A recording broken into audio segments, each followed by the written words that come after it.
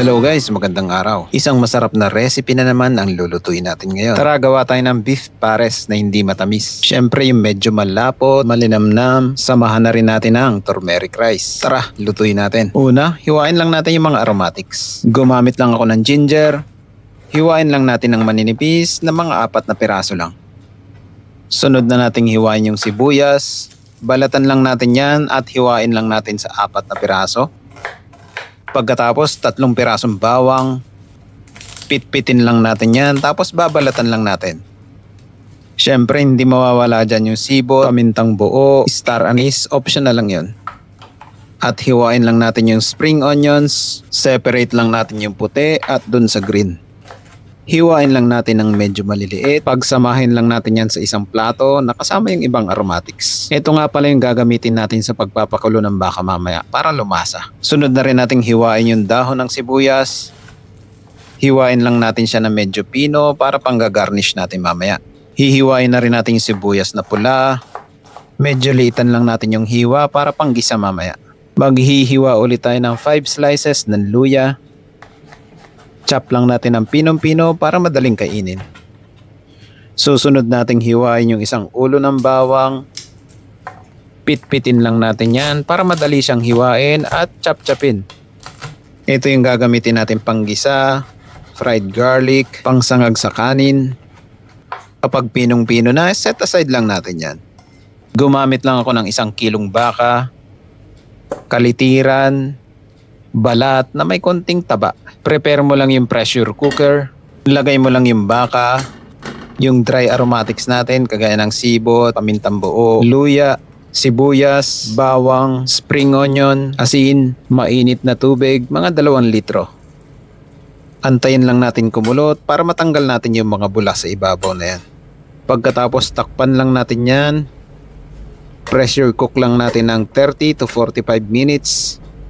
Gumawa lang ako ng chili garlic oil. Mixture lang yan ng garlic at chili na may konting asin at paminta. Tapos gawa lang tayo ng toasted garlic. Painit ka lang ng kawali. Lagyan mo lang ng mantika. Igisa mo lang ang bawang.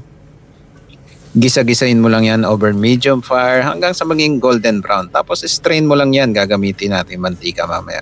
Pagkalipas ng 45 minutes, malambot na yung pinressure cook natin baka. Drain lang natin yan at hiwalay natin yung sabaw.